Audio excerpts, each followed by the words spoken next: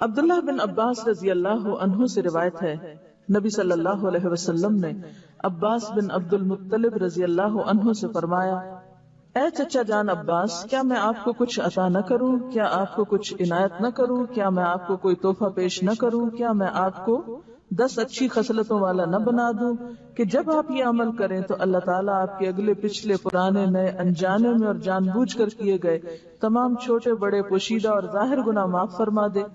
وہ یہ ہے کہ آپ 4 رکعات نفل اس طرح ادا کریں کہ ہر رکعت میں سورۃ فاتحہ اور کوئی دوسری سورت پڑھیں۔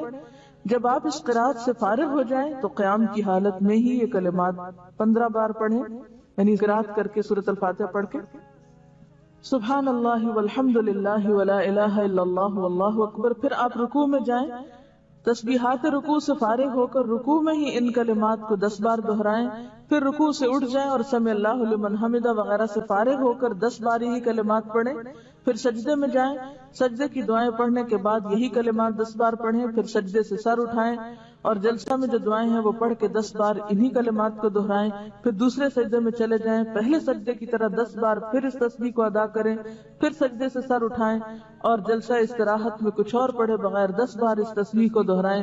ایک رکعت میں کل 75 تسبیحات ہوئی، اسی طرح 4 رکعات میں یہ عمل دہرائیں۔ اگر آپ طاقت رکھتے ہو تو نماز تسبیح روزانہ 1 بار پڑھیں، اگر آپ ایسا نہ کر سکتے ہو تو ہر جمعہ 1 بار پڑھیں، یہ نہ کر سکتے ہو تو ہر مہینے میں 1 بار پڑھیں، یہ بھی نہ کر سکے تو سال میں 1 بار، اگر آپ سال میں بھی 1 بار نہ کر سکتے ہو تو زندگی میں 1 بار ضرور پڑھیں۔ حافظ ابن حجر رحمۃ اللہ علیہ فرماتے ہیں کہ یہ حدیث کثرت طرق کی بنا پر حسن درجے کی ہے، یعنی نماز تسبیح کی حدیث جو ہے اس کے بہت سے طرق ہیں، یعنی بہت سی چینز ہیں، اس لیے یہ حسن درجے کی ہے۔ شیخ البانی فرماتے ہیں کہ امام حاکم اور حافظ ذہبی نے اس حدیث کی تقویت کی طرف اشارہ کیا ہے اور یہ حق ہے، یعنی البانی کے نزدیک بھی یہ بات درست ہے کیونکہ اس کے بہت سے طرق ہیں۔ علامہ مبارک پوری شیخ احمد شاکر نے بھی اسے حسن کہا ہے، جبکہ خطیب بغدادی، نووی، ابن صلاح نے اسے صحیح کہا ہے۔ بعض اوقات صحیح لغیر ہی ہوتی ہے، یعنی ایک چین میں اگر ایک چیز کی کمی تو دوسری میں وہ نہیں، تو ایک کی کمی دوسرے نے پوری کر دی تو وہ حسن کس درجے پہ آ گئی؟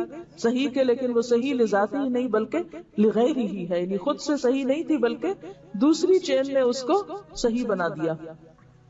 نماز تسبیح میں تسبیحات تشہد میں التحیات سے پہلے پڑھیں بخلاف دوسرے ارکان کے، ٹھیک ہے؟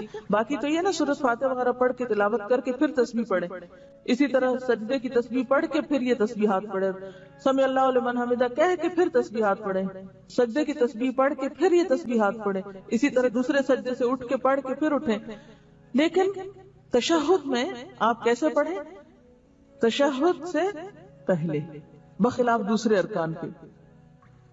نماز تسبیح کے بعد پڑھی جانے والی دعا کی سند سخت ضعیف ہے، معلوم نہیں وہ کون سی دعا ہے، میرے علم میں تو نہیں، بہرحال جو بھی لوگ کو خاص دعا پڑھتے ہیں وہ ضعیف ہے۔ اس کے راوی عبد القدوس بن حبیب کو حافظ ہیثمی نے متروک اور عبداللہ بن مبارک نے کذاب کہا ہے۔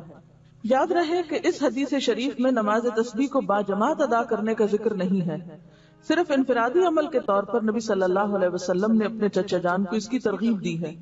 لہذا جو مسلمان نماز تسبیح ادا کرنا چاہے اسے چاہیے کہ پہلے نماز تسبیح کا طریقہ سیکھے، پھر اسے تنہائی میں اکیلا پڑھے۔ یہ رویہ بھی انتہائی مہلک ہے کہ بندہ فرض نمازوں پہ تو توجہ نہ دے مگر نماز تسبیح ادا کرنے کے لیے ہمہ وقت بےتاب رہے۔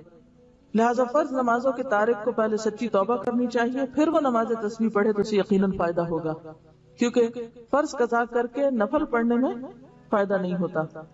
نفل اس وقت فائدہ مند ہوتے ہیں جب آپ فرض بھی پڑھ رہے ہیں، تو بہت سے لوگ فرض تو پڑھتے نہیں اور کبھی کبھی صلاۃ التسبیح پڑھ کے سمجھتے ہیں کہ سارے فرض ان کے ادا ہو گئے، جبکہ ایسا نہیں، فرض اپنی جگہ فرض ہے۔